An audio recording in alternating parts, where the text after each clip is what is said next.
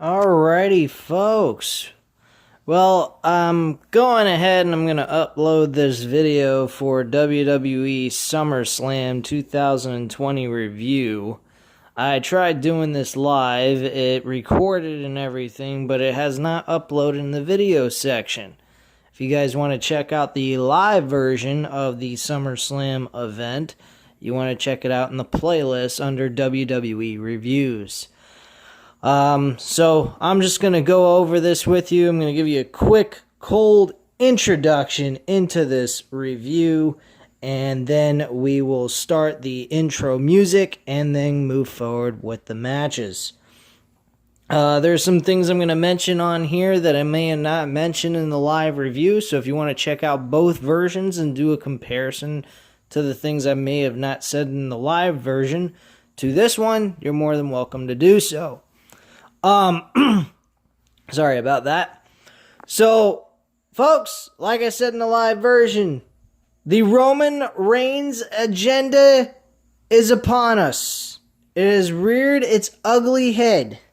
It has continued. Now, I won't be the one to deny the fact that I've gained some respect and interest in Roman Reigns, the person, not the character, because the character is an absolute corporate agenda bullshit that gets us not genuinely want to like Roman Reigns.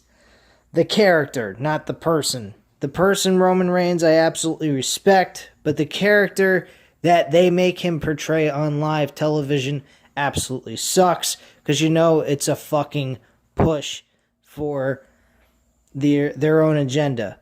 Personally, at this point, I would like to see Vince McMahon on TV. I would like to see Vince McMahon and Roman Reigns as a power trip. You know, like Triple H and Stone Cold, only with Roman Reigns having Vince McMahon as like his own personal manager. A guy that hypes him up, pushes him forward, and actually is truthful with us. He likes Roman Reigns over everyone else. That's why he's buried the entire fucking roster. I believe full-heartedly, this is just a guess, this is just me making my own benefit of the doubt. I'm gonna come out and say Vince McMahon purposely fucking ruined the entire roster just to convince us that there is no other choice but to make Roman Reigns the number one guy in the WWE for people to actually genuinely like, because every other character he has purposely made fail. That's what he's done. He's made everyone fail on purpose so that he could get Roman Reigns convinced by all the fans that Roman Reigns should be the guy. Now maybe I'm talking out of my ass, and that's a little crazy, but hey, when did Vince McMahon ever convince us that he was sane to begin with? Just my point of view.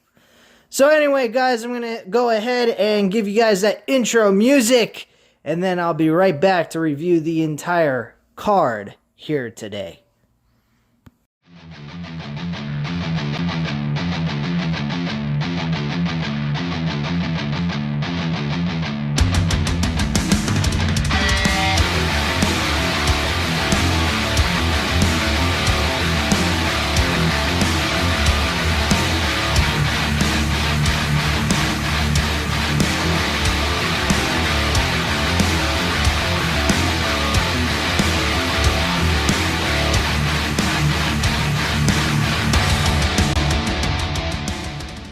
Alright, folks, let's get right into it here. We're going to start off with Apollo Crews defending that United States Championship against MVP. That was on the pre-show. I don't watch the pre-show, so I never even watched the match. I don't know how the match went, but from looking at it on Wikipedia, it looks like the match went 6 minutes and 40 seconds, and Apollo Crews won decisively against MVP. So, whoop-de-doo. I'm not even going to give it a rating because I never even got a chance to watch the match. They kickstart the match, the first match on the main card with Bayley versus Asuka for the SmackDown Women's Championship. I have to admit, I want to mention something about the Thunderdome because I actually didn't mention this in my live review. I have to admit, I like the Thunderdome for the pay-per-views. I think the live, the Thunderdome is actually a good idea for these pay-per-view events that they're having. For the weekly televised shows, I would feel much better with them doing it in the Performance Center or in Full Sail University if they were to do that, but I don't see that happening since NXT is there.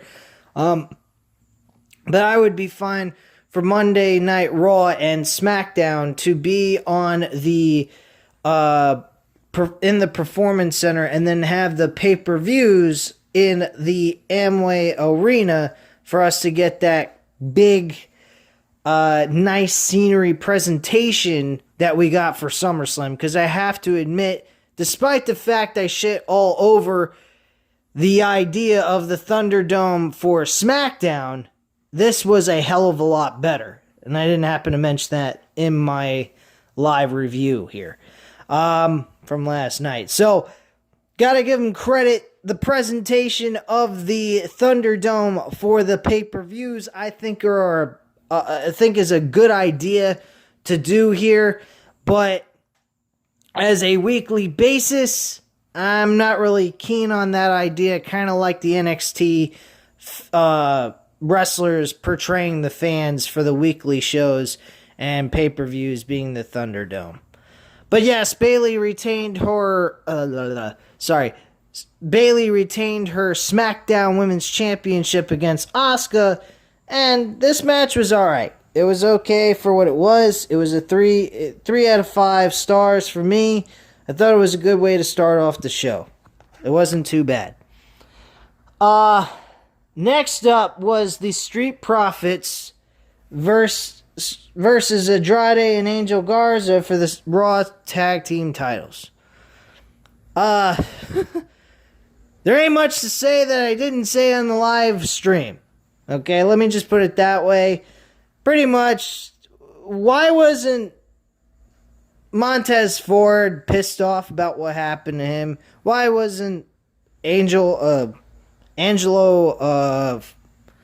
sorry, I'm fucking up the name. Angelo Dawkins, not pissed off going into this match? Why wasn't there any emotional push or emotional feel towards this match after being poisoned? If you're poisoned by someone, you're going to want to be fucking pissed off and kill them. This match should have been, if they wanted to keep the titles on the Street Profits, the best thing they could have done was have an all-out brawl, no contest, for them to extend it to Payback, and then have Angel Garza and Andrade win the Raw Tag Team titles. Now that they were beaten decisively, what is the point of having Angel Garza and Andrade competing for the Raw Tag Team titles at this point? There is none. There's no more continuation. The ride for Angel Garza and Andrade for the Raw Tag Team titles are dead. There is no need for them to compete for the tag team titles at all. They lost. On to the next tag team. What's the next tag team? Who the fuck knows? That's all I have to say on that. Match was a 2.5 out of 5 stars, 7 minutes, and that was it. I have to admit, the 180 frog splash by Montez Ford was very nice. That was a very nice move by him. Mandy Rose and Sonya Deville. The build towards this match was great. The delivery in the match did not intrigue me whatsoever. The matchup was not done that well. And it wasn't Sonya Deville that disappointed me. It was Mandy Rose. Mandy Rose is a character, in my mind, who should be a manager. I think she plays manager roles very well. She is good on the mic. She brought a lot of emotion towards her relationship with Sonya Deville, which I thought was great going into the SummerSlam match. And I thought that they did a great job building up to this. But the outcome of the match, didn't really care for it. Some people I've heard after I did my live review were okay with the match. I particularly did not care for it that much. But build-wise, absolutely fantastic. It felt like pay-per-view quality type of matchup. It just, I think it was more Mandy Rose and Sonya Deville that didn't deliver here for this match. And that's just me. So if you share a different opinion, that's fine. But build, I gotta give it to both of these women. They did a fantastic job doing that. Obviously, Sonya Deville lost this match on account of the fact that she is going away for a while. I'm more than certain she is going to be dealing with this court issue that she is dealing with, not because she committed any crime, for God's sakes, but someone committed a crime to her. And I don't think with her being bald would be a great idea for her to look like that. And her winning a match with a hair versus hair match and her shaving Mandy Rose's head bald and then going away would totally diminish the whole reason for her winning. So this was the better option to go with.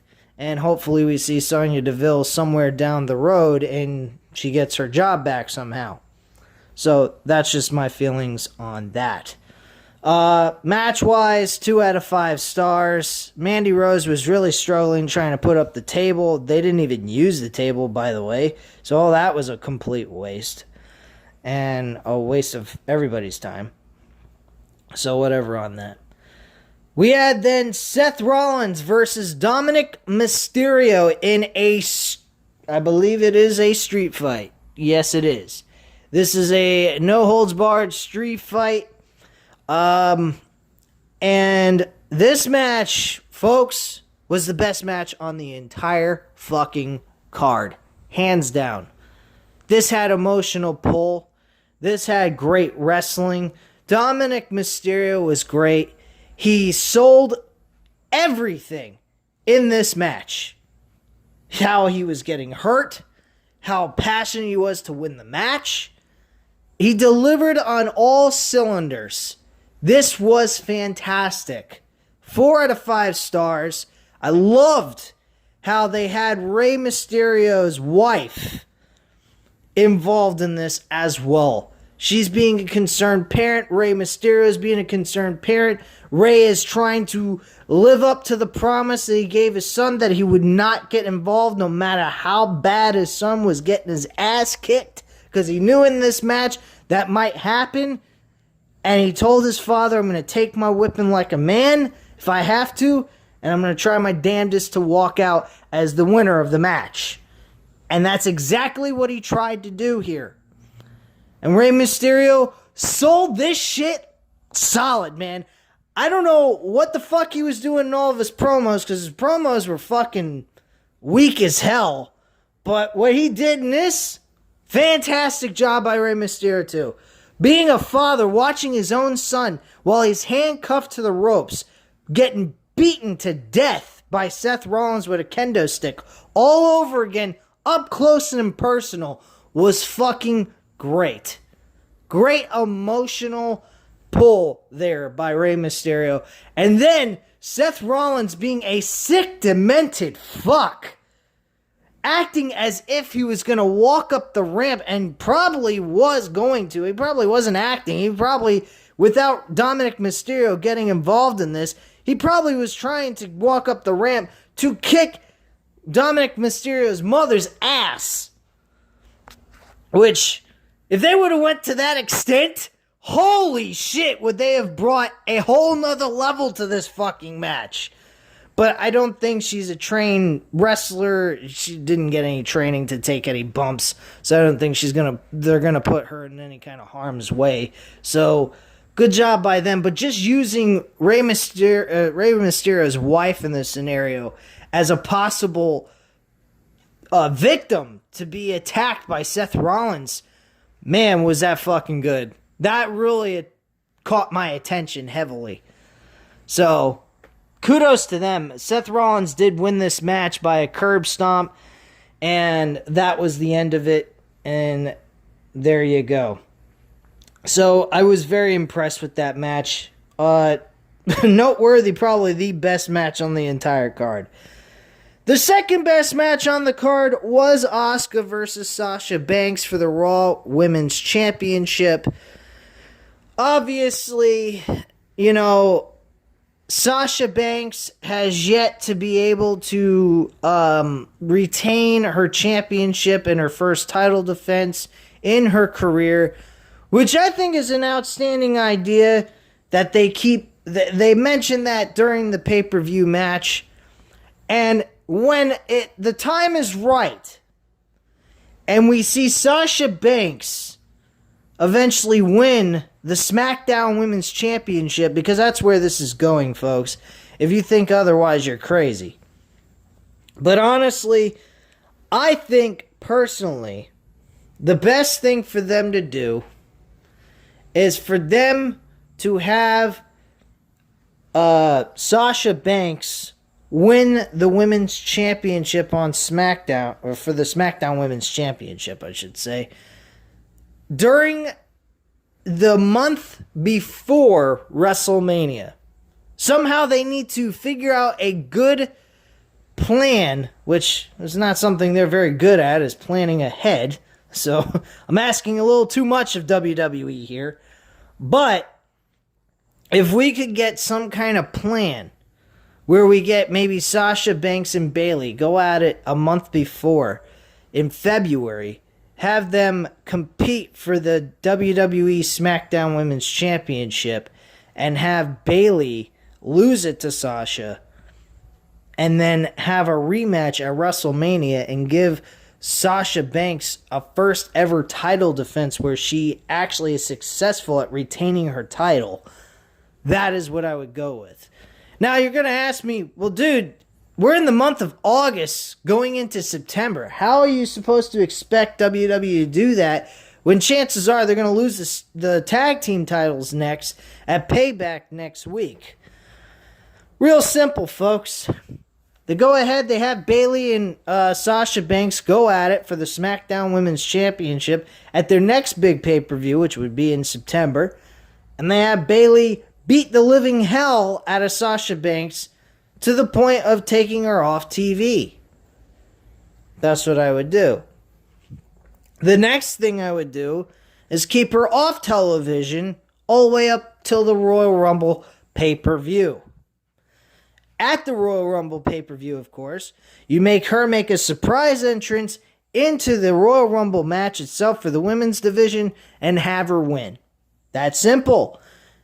Then you're going to ask me, well, what about the February? You saying have her win the title in February? Well, fucking WrestleMania is in late March, early April. Real simple on that. Remember in 2008, John Cena won the Royal Rumble? He ended up challenging Randy Orton for the WWE Championship at No Way Out in 2008. Well, you could do the same exact thing here. And instead of going ahead and saying, oh, I'm going to wait till WrestleMania to challenge you for the damn championship, I want you at the February pay-per-view, whichever the fuck that's going to be. I don't know if that's Elimination Chamber or that's Fastlane. They could probably go with Fastlane at this point because fucking Elimination Chamber is a dead concept anyway. So you might as well call it Fastlane for the February pay-per-view going into going forward into the WrestleMania pay-per-view, that bridge between Royal Rumble and WrestleMania. That should be the pay-per-view in between. And then you have good old Sasha Banks win the championship, build up in that time period between Fastlane all the way up to the WrestleMania pay-per-view about this whole situation with her not being able to defend the title. And then at WrestleMania, Sasha Banks retains the championship for the first time ever against her best friend Bayley. And there you go. End of story. Bayley is a heel. Sasha Banks the face. Boom. There you go. And Sasha Banks is taken off TV for a couple of months till we get to January. And she wins the Royal Rumble. And we get our lead-up build to the road of WrestleMania. And there you go. That's what I would do. Real simple. All right. So yeah, Asuka wins this matchup. I'm giving this match a 3.5 out of 5 stars. She did win this by submission, so they made her tap out once again, which I didn't particularly agree with that idea, but what are you going to do? That's what they decided to do here. All right.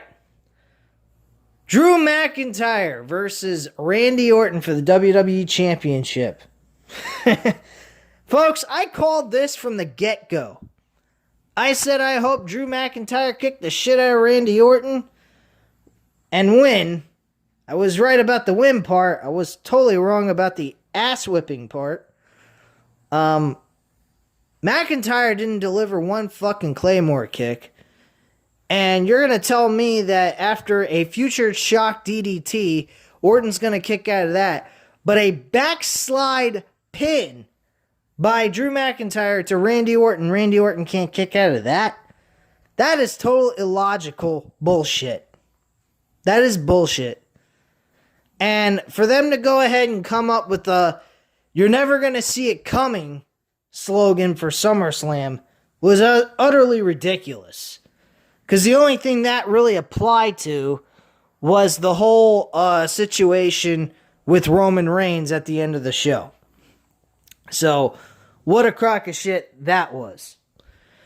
Alright, so Randy Orton loses to Drew McIntyre. This match was a 3 out of 5 stars. Not too bad, but not that great either. The ending absolutely was underwhelming. And then the main event was The Fiend, Bray Wyatt, defeating Braun Strowman, the monster among men. Oh yeah. Comes out in a fucking gosh darn army type vest, wearing pants, and he's now got a bald head on top of it. Wow, big fucking change there, buddy. Good old Vincent McMahon making some humongous creative changes on Braun Strowman. Yeah, okay. Right. The match was absolutely terrible. I'm giving this match a 2.5 out of 5 star. Bray Wyatt wins, and then Bray Wyatt's buried. Buried again. How the fuck can you have Braun Strowman kicking the shit out of this guy? He's getting up, laughing his brains out, and he continues to move forward, but oh no, Roman Reigns pops his ugly head out of nowhere, spears Bray Wyatt out of nowhere, puts him on the mat. He can't even fucking get up at all. He looks like in detrimental pain. And then you got Roman Reigns beating the shit out of Braun Strowman with a steel chair, and it's not even hardly hitting Braun Strowman at all, which technically, if you really think about it, it's probably a good thing that he did that, so he didn't injure Braun Strowman by accident. So I think that was a good idea, but as looks go, it looked horrible.